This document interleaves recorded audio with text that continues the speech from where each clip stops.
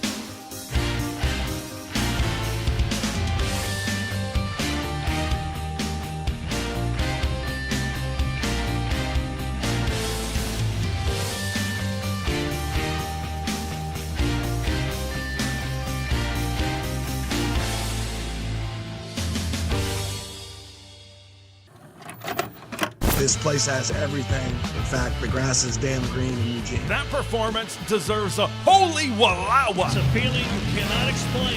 This place is louder than any other venue in the Big Ten. This program is staged to compete and to win championships. Welcome to the Big Ten, Oregon. Welcome to that live show out west for that team out west. I'm Ted LaRoupe. Did anything happen since we were last on the air on Wednesday? Anybody? Yeah, a couple of things have happened. Some, certainly signs of progress in recruiting, maybe some on-the-field things for 2025, maybe certainly not as good. But we are going to talk about it here on this edition of TLSOW. The acronym certainly gets bigger when we go live here. And we're going to be bringing in a guest. We're going to be talking to Brandon Gibson from Duck Sports Authority and ScoopDuck. He's kind of towing both sides of the line right now with that impending On3 and Rivals merger. But before we get to that, today is an opportunity for you to get involved here. It is a call-in show here towards the end of this thing. Going to be taking some calls. You see the number on the screen, 541-357-6390. That's 541-357-6390. So we should have about 20 to 25 minutes towards the end of this thing to take some calls at that point in time. And always get involved via the live chat as well. So without further ado, I want to welcome in our guest right now. He is Brandon Gibson from Duck Sports Authority, a part of the Rivals Network. He's kind of coming over to ScoopDuck, a part of the On3 network, certainly as well. And Brandon, we talked about there's a bunch of news that we got to get to here today. But the first news, of course, is something that we heard a little bit of, rumors of at the time last night. And then, of course, this morning, the patellar tendon appears. No, that has not been officially confirmed, or the severity has not been officially confirmed. But the patellar tendon of Evan Stewart looks like it may be torn. On3, it says maybe 3 to 12 months as well. What was kind of your first initial impression when you heard this news, when you saw this news was confirmed? Because as we know, Evan was going to be a huge part of this Ducks team and this Ducks offense this year. You know, the first thing you kind of feel is just bad for Evan Stewart. I mean, right. I've been able to talk to Evan Stewart a few times, and he's one of the really most like charismatic sort of welcoming people to talk to. And so, you know, like how much football means to him and how much just connecting with his teammates means to him. So just getting hit with this type of injury, going into your what is effectively his senior year, looking like a first-round draft pick, only to have it sort of torn away from you with this type of injury is pretty difficult to swallow. Right, absolutely. And we'll kind of talk a little bit later in the show after Brandon is done as what's kind of the fallout certainly from here. But let me just kind of give you an opportunity here to kind of throw your piece in terms of that. Who do you kind of expect to be kind of some of the candidates to be able to try to backfill this role with Evan? We knew wide receiver 3 was going to be a big time battle, but now it's going to be wide receiver 2 and wide receiver 3. Oh, absolutely. And I think the biggest deal with Oregon is that they do have talent at the position, but a lot of unproven talent. You have a you have a transfer in Malik Benson, who's coming in, who hasn't quite reached his potential. You have Jurian Dickey, who came off of an injury in high school, who is still trying to get over that hump. And then you've got Jeremiah McClellan, brand new to the Duck roster, who shows a ton of potential, but same with DeCorian Moore. They haven't done it yet on the college level. So, I mean, I have little fear that they're going to be able to figure something out. And I mean, they're kind of blessed from the standpoint of they have the entire summer plus fall camp to start to get those things worked out and get more reps for a number of the players. So from that standpoint, I mean, it couldn't have happened at a better or worse time.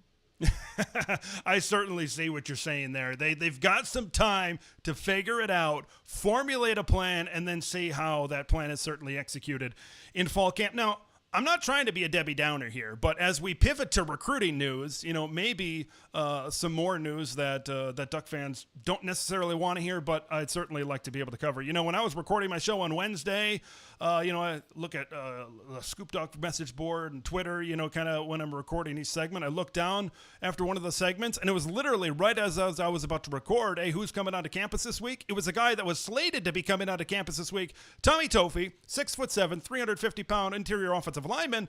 Oh, yeah, I'm going to Cal. I'm staying in the Bay Area. I'm getting part of this Golden Bears program right now. What was kind of your reaction of that commitment? Because when you looked at Tommy, he was a guy that, if you put like a top 3, 4, 5, 6 list of guys that say feel confident that Oregon's in the lead for and maybe they could get the job done with, Tommy might be certainly on this list. What do you kind of make of this, considering what we've seen with Cody Green, what we've seen with Jackson Cantwell, and what we've seen with offensive line recruiting? Well, I mean, definitely a surprise. I mean, the Ducks really did look good in that recruitment for a long time. And even Tommy was interviewed and said, like, the toughest team to say, sort of like, to let him down was Oregon, because he really did look good for Oregon. But as you said, he's the local guy there in San Francisco. He's staying in the Bay, going to play for Cal Berkeley, and he's playing with his brother who committed there last year. And so you get that tie-in with Cody Green up in Washington, going to Washington, because his brother, again, is a Husky from last year. And sometimes those factors just outweigh even like a choice of going somewhere that you really want to go to college by yourself. Yeah, I was kind of scrolling through the message boards when Tommy did commit, and you mentioned the family connection there in the Bay Area, and we mentioned the family connection with Cody Green. Someone said, maybe we just need to stop recruiting kids with brothers on teams in the West Coast. So let's kind of look forward on what recruiting is going to look like on the offensive line. Alik Terry signed a pretty good class last year. The transfers, of course, has been really good. Expect to have 3 transfers starting on the Duck offensive line. What's your faith now in Terry after these kind of 3 misses that we just talked about? What's your faith in him that maybe that he can close the deal on guys like Emmanuel Ahinacho and guys like Kelvin Obot? Because I think now certainly the pressure is on with those guys. I think it's a bit of a tough situation for him. I mean, the Ducks lost their 2025 signing Aaliyah back to BYU. Yep. And so you've got one guy off the board from last year who was looking like a really promising prospect. And then the Ducks have missed out on a few different prospects this cycle. But it's becoming apparent that, like, if you want to go after like really, really high-end talent, that sometimes money plays a huge, huge factor. And there's only so much that the Ducks are willing to invest in the high school talent at this point. And they may have to revisit that a little bit. I don't know how much of this like blame falls on Terry and how much of it actually falls on just a really aggressive approach by some other schools. Like BYU's in a very nice NIL space where they're able to put out a ton of money. So I'm sure that played at least a bit of a factor, but I do know that the Ducks like to stay competitive on any of these type of offers. It's just a matter of like, can you close the deal? And if he's still able to get Nacho from Maryland, then you're looking at a big difference of like, it looks terrible right now, but you land him and Obot and all of a sudden the Ducks look fine. Yeah, I know. That's kind of the weird thing about this recruiting. Yeah, they've missed on this guy. They've missed on that guy. Cade Nixon-Wyatt, Jared Curtis, and some of these other guys. But all of a sudden, if you go out and you get a Hinacho and you get Obot, like you're talking about the offensive line, and you get some of these defenders that we're about to talk about here in just a minute, your class is trending back up towards the top 5 like it's been the last couple of years. Let's talk about this weekend. Now, I talked about earlier in the week about Messiah Hampton, who is going to be visiting, Calvin Russell, a 5-star or a 4-star, wide receiver from Florida, who's going to be visiting, and all of those types of visitors. But since Wednesday, they've added not 1, not 2, but 3 5-star defenders coming onto campus. Brandon Arrington has adjusted his visit schedule. Tyler Atkinson, the linebacker from Georgia, is scheduled to visit Eugene. By the way, all these guys are on campus right now as we speak here on Friday night. Jett Washington has pivoted. He was on campus at USC. He says, I don't know what's going to happen with Ohio State, but I'm definitely going to Eugene here this next weekend. What do you make of all of these great defensive guys coming together? Richard Wesley, of course, is on campus this weekend. What does it mean when all of these guys comes together? What does it tell you about the staff's approach to putting together a phenomenal defensive class here in 26? Well, I mean, they pretty much did the same thing last year, the third weekend of June, and it's becoming sort of a standpoint for the coaching staff to bring in massive talent and get them all on campus at the same time. And get them with a couple of commits this time. I think it was like 4 or 5 that were in attendance last year for that big recruiting weekend. But yeah, you get those guys right next to each other, and it's like, hey, we could come play here together. It's like you sell them on a vision of like playing with other elite players, and so you bring in 5 5-stars, and you say, hey, you guys want to get this going? Yeah, in today's day and age of technology, can we do something with AI? It says, hey, here's what it would look like with Richard Wesley at defensive end, with Jett Washington at safety, with Brandon Arrington at corner, something like that. You know they're going to pull out all the stops on a weekend, certainly like this. Let's tackle each one of these guys individually. Let's start with the guy that I think maybe when all is said and done this weekend, we could get one of those duck emojis referencing this guy, Jett Washington, the safety out of Bishop Gorman there in Las Vegas. He's the one that had me most excited. And the development that certainly happened. Oregon certainly seems like a front runner here. How confident are you that the Ducks can indeed close the deal, and maybe we can have a quack by the time this weekend is done? Well, by the time this weekend's done is a little bit up in the air, but I feel much more confident about him becoming a Duck eventually. Sure. And he's a lot of fun to watch on film, too. You sort of see him fly into the ball, and he's that type of safety that the Ducks would love to get out there. Great speed and just ability to close on the ball. And you get one of those guys with just the ability to see the field really well and react really well. So I have a good feeling for the Ducks. I'm hoping that Hampton can close on that, but see if it's by the end of the weekend. Yeah, it certainly gives me a lot of confidence the way it kind of went down, where he was on campus at USC, and that's going up to Oregon and Ohio State. Might be left in the cold here. Speaking of a team that Ohio State is in on, Tyler Atkinson, the linebacker from Georgia. Now, he was on, I believe, an unofficial visit sometime during the spring. He seems to be the toughest pull out of this entire group right now. What is him making Oregon his second official visit tell you about where maybe the Ducks stand, in which might be a very difficult recruitment with some of those schools in the Southeast? Well, I mean, yeah, you're getting some top-level competition going for a high-level linebacker of that type. And he's one that the Ducks did bring in. They showcased a bit of his personal brand, being able to show that tacking up hashtag type deal and everything else going for him. So it's bigger than just recruiting the player, recruiting their family. You got Tosh back over at his house in Alabama, I think it is, carrying his dog, and you get the entire coaching staff sort of spending a lot of time establishing those bonds with the family, showing them where you can take the person on a professional level. And so it's bigger than just paying a recruit or winning them over. It's doing every little detail work in order to make it comfortable for somebody to move across the country and come play for the Ducks and play for a great defensive mind like Lanning. Oh, that picture with Tosh holding the pit bull, that was fantastic. Fantastic. Tosh is certainly he's a football guy, and that pit bull certainly looked like he was maybe ready to go. Originally, Brandon Arrington was slated to be the last visit. That was on June 20th. He's got a July 5th commitment date. Now he's visiting Oregon this weekend, and it's perceived that Texas A&M is kind of a big challenger, and now they are the final visit. I could see kind of both ends of the spectrum. Curious what your thoughts on this are. A positive, a negative of kind of the flipping of these dates, considering where Texas A&M are. Where do you kind of view this as far as Oregon and this recruitment with him on campus right now? I see this as more of it is what it is. Sure.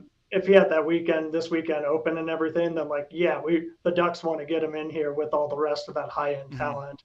And so sometimes it's good to have the last visit, but I mean, in this case, the Ducks would probably prefer to have him here this weekend, and I don't think it'll be a great detriment to the shots for the Ducks.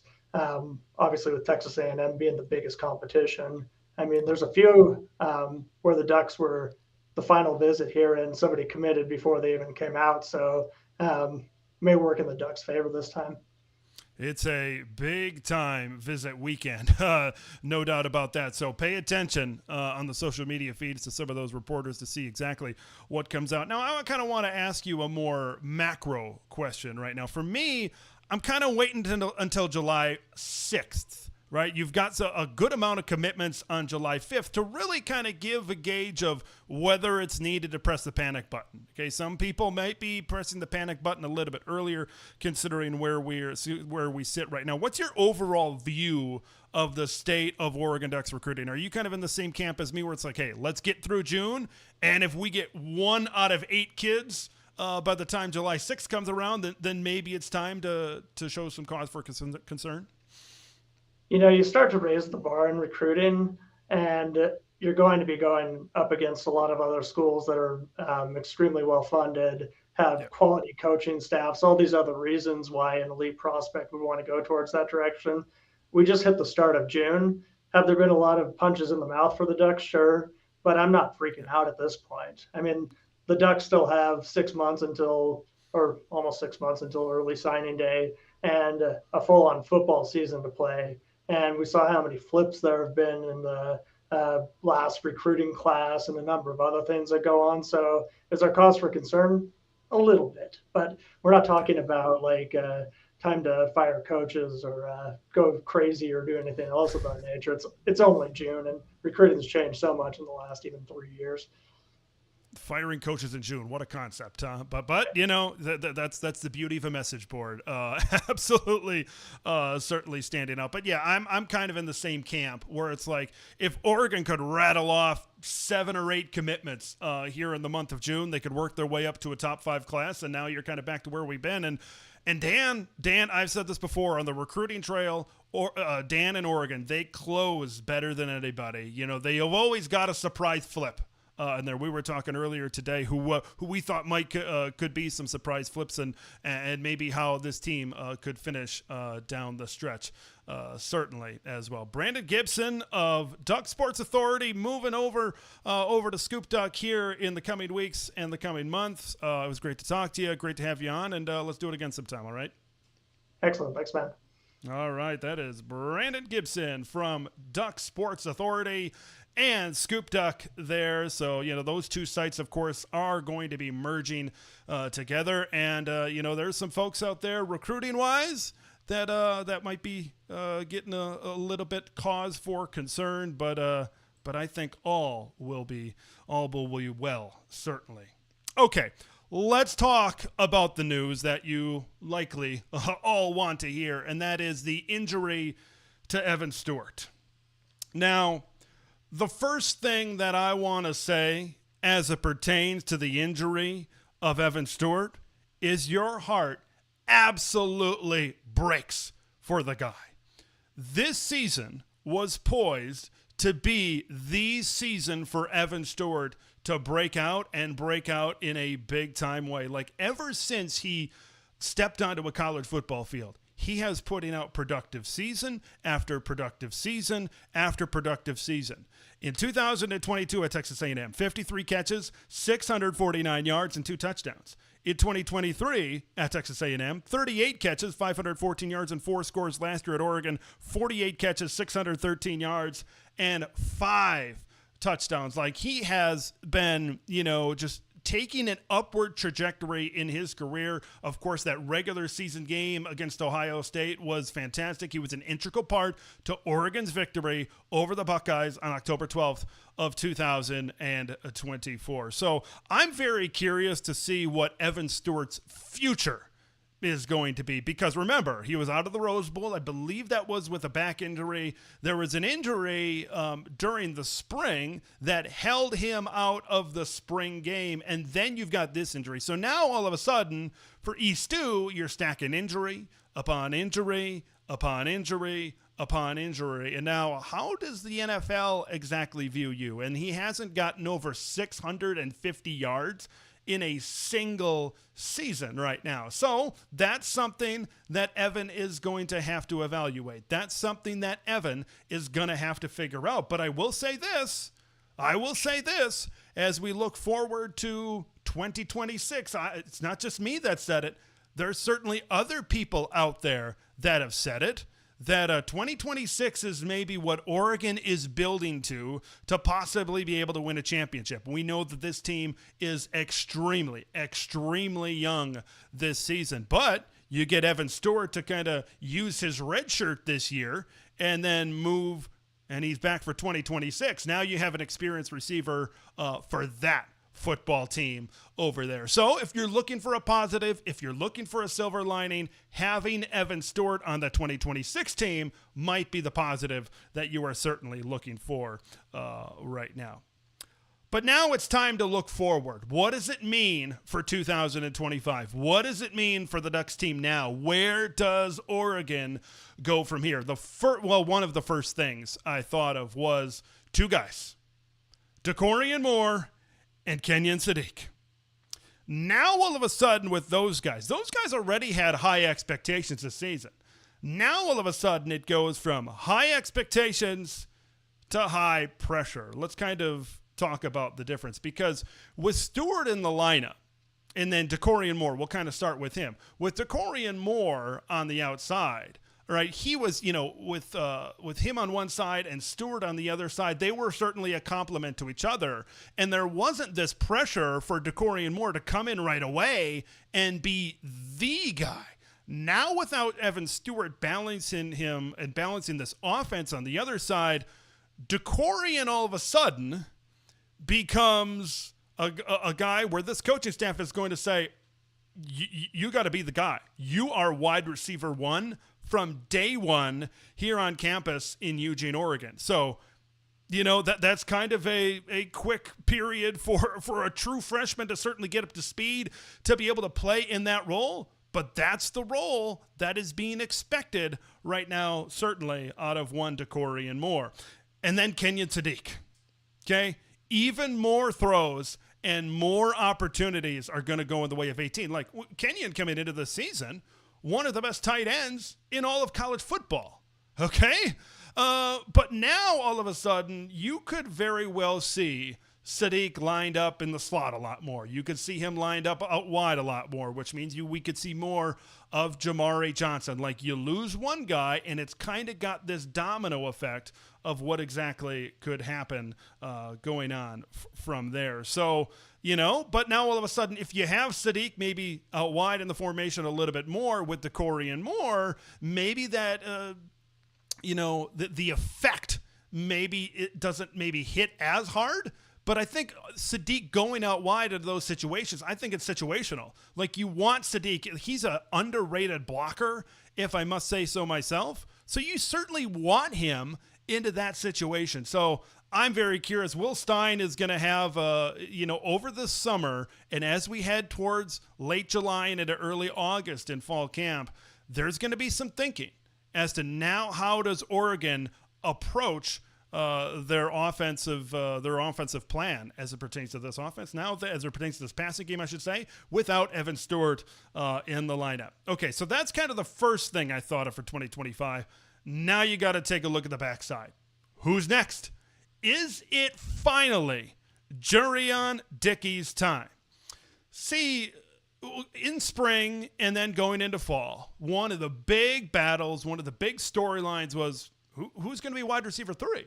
Right, going into spring, it's like, oh, you got Evan Stewart out there. You've got DeCorian Moore out there. Who's going to be that third guy? So that was a battle to watch.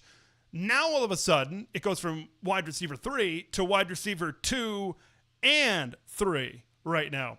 I was talking to somebody today who had been at practice throughout the spring, or segments, I should say, maybe throughout the spring. And he kind of cited, the past issues with Jurion Dickey, but also mentioned that this is like the best spring that we've seen out of Dickey. And like I talked about this months ago, specifically for a former 5-star talent like Jurion, that this could really be an opportunity for him and a reset in the room and a new voice in the room to also have a reset for him as well, and for him to really be able to be centered and focused, and for Ross Douglas, because, man, we're going to talk about the players, and a lot of people are going to talk about the players. Hey, who's going to replace Stu? How is this all going to work?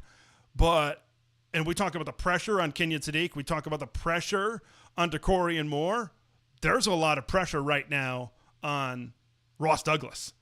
Right, we saw what he was able to do with a lot of talent, or with a lot of numbers, I should say, in the wide receiver room, catching footballs at Syracuse last year, the leading passing offense of college football. What's he going to be able to do? How is he going to be able to get these guys up to speed where maybe some of these guys weren't going to play quite as big of a role? Now maybe some of these guys, they could be wide receiver 2 in this offense. They could be wide receiver 3 possibly in this offense as well. So, but Jurion Dickey is the guy that I immediately thought of, because he's got the potential. He's got the body. He's got the skill set to be a great wide receiver. Will Jurion step up to be an Evan Stewart? Like Evan Stewart was kind of slated to be like a 1,000-yard receiver. I do not anticipate Jurion Dickey stepping up to be a 1,000-yard receiver. But if you can get halfway there, if you can get 60% there, if you get 70% there of what the expectations were for one Evan Stewart, then maybe you're starting to get on the right track a little bit. Will one guy replace the production of what Evan Stewart was expected to do? No, I don't think so. I think it's going to take more than one guy. You're going to need to see the depth really be able to be flexed. Malik Benson is another guy that also came up, right? He's played at Alabama. He's played at Florida State. Former number 1 JUCO player. But I think coming out of spring, I feel better about Dickey than I do about Malik Benson right now. Last thing that I want to talk about as it pertains to this Evan Stewart situation. Championship teams showcase a next man up mentality. When a guy goes down, one guy does not dictate whether a championship team kind of falls by the wayside or whether they remain a championship team. One guy goes down, the next 5-star comes up. One guy goes down, the next 4-star certainly comes up into that room. The wide receiver room is extremely deep, okay, because I think the veterans are going to play a big part. Gary Bryant Jr. and Justice Lowe, especially with so much youth, because really that other veteran outside of Justice and outside of Gary, now with Stu gone, that's the other veteran in the room. So those veteran voices are going to be extremely crucial, I think, to the success of what Oregon can possibly have this year. But you go down the line, you go to the Kyler Caspers of the world. You go to the Jeremiah McClellans of the world. Like, now it's their time. I think if I'm one of those guys, I was already kind of excited to get into this wide receiver 3 battle. Now if I'm one of those guys that was like, maybe I'm not quite going to get into that wide receiver 3. Now my ears kind of perk up a little bit. Now I think I'm a little bit more excited personally, because now there's 2 opportunities. Now there's more opportunities for me to get involved. Now I'm maybe putting in that extra set in the weight room this summer. Now I'm maybe putting in an extra 30 minutes or an hour in some of these speed drills outside. Now maybe I'm putting in just that little bit more effort to be able to get better, because I know that I have an opportunity to step up and be a major player on this team. one player will not dictate. Okay, Evan Stewart being out for the season, although it sucks, although it is deeply unfortunate, and although it sucks for Eastu, I do not believe, because you've got a really good defense on that side. Greg McElroy from ESPN, I believe, ranked them as a top 10 defense in all of college football. You've got a great run game with some great interior offensive linemen that they got in the transfer portal. Like, there are really good players that are going to make the run game succeed, that are going to make the defense succeed as well. There's depth in the wide receiver room. I know there's a lot of doom and gloom within Duck Nation right now, but trust me, this is an opportunity for the young guys to be able to step up and make a difference for this Duck team in 2025. Man, if you're looking for more intrigue on this Duck team, I think that this injury creates all that much more intrigue, especially on offense. You know, there are wide open opportunities to see who can be a playmaker for Oregon in this 2025 season. Man, I can't wait. I cannot wait to see exactly how this thing goes down. Want to check in on the chat? Brandon the Duck is here this evening. My buddy Bud is also in here this evening. Larry Blinn chiming in. I would rather put money on experience in the portal. I've had this kind of talk lately. I'd rather have experience in the portal than on a high school kid that hasn't played any college ball, no matter how good he is against the high school kids. It's worked well so far. Now, Oregon has done a really good job at the transfer portal. There's no doubt about this. And there was a report that came out from the Oregon Duck Territory guys of 24/7 Sports that maybe talked about some spending. And I talked about it during the last show. Retainment and retention is so huge to be able to kind of lock those guys in. And maybe Evan Stewart was one of those guys where maybe he got offered more money somewhere else, and Oregon paid him a large sum to be able to stick around. Like, keeping this roster here, that it's not cheap. It's not cheap. I'll certainly tell you that. But there needs to be a good balance. Like, high school recruiting has to be the priority. But I think one other thing is you can't get into a bidding war. Jackson Cantwell is a great example. I think Miami eventually got to $2.5 million. I don't think Oregon is in the business of just getting in a bidding war and throwing out a bag. That being said, I think they're going to offer a lot of money to a guy like Emmanuel Ahinacho to be able to get him, because I think they need to get him certainly at this point, and they have their targets that they want to go with, but I think culture is a big part of this as well. So it's got to be a balance. Oregon's done well in not taking a bunch of transfers and being selective, and they've played, and the transfers that they've taken have been evaluated, I think, very well as well. Andrew chiming in. It's an absolute shame that Evan Stewart is gone, but I hope Dickey and McClellan have a chance to shine. I mean, what happens if you have those two guys? If you have Jurion Dickey step up and Jeremiah McClellan? We talked about Stu being a 1,000-yard guy. What if those guys step up and combine for 1,000 yards and 10 touchdowns? You still got Gary Bryant on the team. You still got Justice Lowe on the team.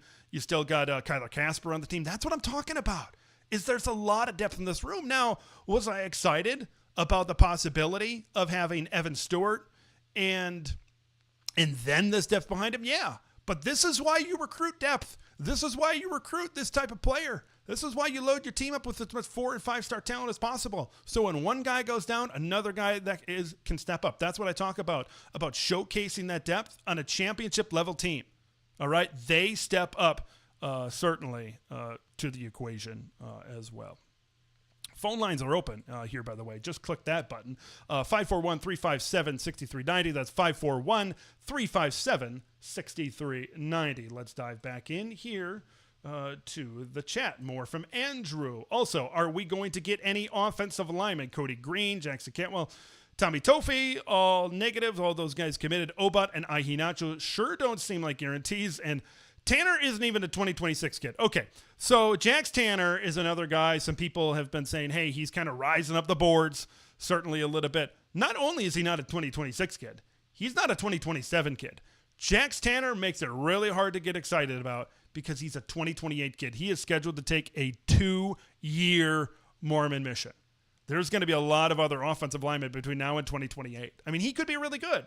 But I'm just saying, right now, it's hard to get excited about someone like Jax Tanner. It looks like LSU is the main player right now for Ahinacho. That's how it appears right now on the surface. Okay? So that's the one where they got to land. If they don't get Ahinacho, if you miss on Cantwell, Green, and Ahinacho, 3 elite level offensive tackles, that's going to be a big oof. I mean, you could still go out and get Calvin Obot from Fruitland, Idaho, who's right across the border on the Oregon Idaho side. Like, I think you gotta land both of these guys as much as you can, and then see what else is out there in this class. And we know, hey, Oregon's been able to go out. They've been able to go out into the portal as well. But I think you want someone like what you saw with Panay Sewell, what you saw with Josh Conner. Like you want that stud offensive tackle. That's why I think Emmanuel Ahinacho is so important. I know Isaiah World got there, but I think it's hard to go out and get a really good tackle. Some positions you can go into the portal and you can be successful. You can go out and get a quarterback. You can go out and get a wide receiver. Like, you can go out and get a lot of these guys. There's not as much. It's not as plentiful. I know this class was very kind of backwards because they got a great tackle and they got a great safety. 2 positions that most of the time you aren't necessarily getting a ton of in the transfer portal. But I digress. But that's going to be the big thing. Ahinacho's commitment date is in early August, so we're gonna find out. We're gonna find out very, very soon. Ken McRae, thank you, Ted. And the show, welcome you as a Duck insider. I appreciate the term. I'm sure I don't know if I'm there yet, but I certainly do appreciate it. We just appreciate the content. You do a great job with Duck knowledge of the roster, recruiting, coaches, and breaking news. Man, I study this stuff every day. I'm locked in, man. I'm locked in. I've been consuming certainly a lot of knowledge and dedicating a lot to this certainly right now. Andrew, more comments from Andrew. I feel like the universe owes Duck fans some good news. Would be nice if this weekend brings a commit or 2 with it. Jett's that guy. If it's going to be somebody, I think it's going to be a Jett Washington. Maybe I jumped the gun a little bit when I was talking to Brandon a little bit. I got excited maybe about the hashtag Washington to Oregon. But I think that could be the guy. Just based on kind of how he restructured his visits, I think that could possibly be something as well. Ted, have you heard any pivot names now that Tofi is off the board? Interior offensive line seems like it needs to be a priority. That's a very interesting point because I haven't seen a ton in the interior. Maybe this is something, maybe there's a guy out there that we're not aware of, but I haven't seen a lot in terms of interior. Like, man, I was really looking forward to a 3-guy class in the offensive line this year. Big old Tommy Tofi in the middle, big old Emmanuel Ahinacho at tackle, and then Calvin Obot. But now it's just looking at tackle. You look last year, they got a guy in Doug Utu. I'm trying to really pull from last year's class as well. Stauskas, I couldn't remember if he was inside or outside. Zaire Addison was outside over there at tackle. Like, I think they're good at tackle unless some of these guys want to change positions to move to the inside. Yeah, that's something that's is of need. So we'll see if they can pivot. We'll see if they can kind of restructure their priorities in recruiting. But I think Tommy Tofi was that guy that they were certainly looking for. Bud, look for lots of more. Dante DeCorian. Yeah, DeCorian's he's going to be expected to step up and really play that wide receiver 1. But what if like DeCorian comes in right away, and what if he's lighting the world on fire? What if he is that guy right from the outset? All of a sudden, it's hard to expect that as a freshman, man. It's hard, but all that we've heard is that he can be that guy. I mean, look at what Jeremiah. I don't want to go Jeremiah Smith. He's a freakazoid. Let's go to Ryan Williams. If he can put up Ryan Williams type of numbers, and then you get depth, like I said, hey, give me 500 yards from Dickey, give me 500 to 600 yards from Bryant, and then just look at Syracuse last year. That's what I would encourage you to do. Look at how many guys they had over like 400 yards or 500 yards or 600 yards. We got the same wide receivers coach, Ross Douglas, this season. So look at that and then say, and then try to make the comparisons. Because I said this before, even before Stu got hurt, that maybe this is the type of wide receiver and production chart that we could see when the season is said and done. Lastly, seems to J-Hop, love that guy, and me, that Atkinson is an ultra long shot. Agreed. Have the Ducks kept in the Ely race? Yeah, at USC. Talanoa Ely, that's going to be a tough one, I think, to pull him out of. But I like, if you're asking me right now, do you feel better about Tyler Atkinson or Talanoa Ely? They provide two very different challenges. I probably slightly go Ely. Atkinson is just like, I don't know, maybe he's that guy where Dan just pulls something out of a hat like he does every year. Maybe he's that guy that's kind of that unexpected, whether it's he commits to somebody now and he flips later towards signing day or whatever it is. Yeah, so right now I would slightly lean Ely, but one thing under Lanning, it's Oregon hasn't really gotten that high 5-star type of linebacker. Would they have Justin Flo, and that didn't really work out? I think that was under Cristobal. So this would certainly be maybe a step up in that direction. They've gotten a lot of like good, like 4-star, top 100, top 150 type of guys as well. Bud chiming in, which Oregon game at Autzen will you be attending this season? Well, I'm working on finalizing a sponsorship deal that will allow me to cover the USC game in late November. Things have not been signed, pen to paper, but we'll provide more information when it certainly comes a little bit later on, certainly as well. Thank you for tuning in to that live show out west here tonight. Remember, the phone lines are open. Live chat is open, 541-357-6390. That's 541-357-6390. Of course, the big news is Evan Stewart. We've been talking about it here on the show. Evan Stewart going down, what is likely a season-ending injury. I know Pete Nakos and others have said 3 to 12 months. Fans getting excited. Oh, maybe he'll be back week 2. I would not put all my eggs into that basket. Let's just put it that way. I think that this is indeed going to be a season-ending injury, but I don't think that this is a season-deterring injury. It's certainly big, but I don't think it's maybe at a point where the season is all of a sudden going to come crumbling down. I mean, this is a program that's got a lot of depth certainly around it as well.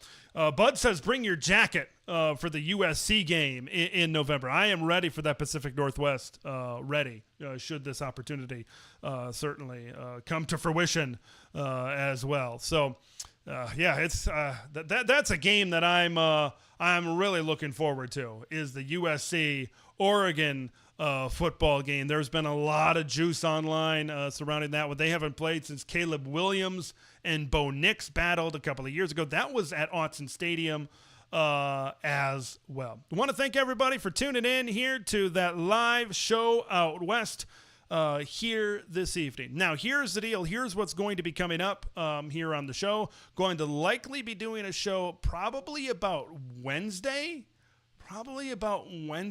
Is when we're going to do this thing next, and kind of really take some more time to evaluate kind of the fallout from this Evan Stewart and maybe the fallout from this recruiting weekend as well. So make sure you tune in for that one, and make sure you follow at Ted on the Ducks over there on X. Subscribe over here on YouTube, and then of course the audio podcast platforms as well. So that's going to wrap it up here for this edition of that show. It's that live show out west. I want to thank everybody for tuning in here this evening. So until next week, until next time, I'm Ted LeBrew. This has been that show out west.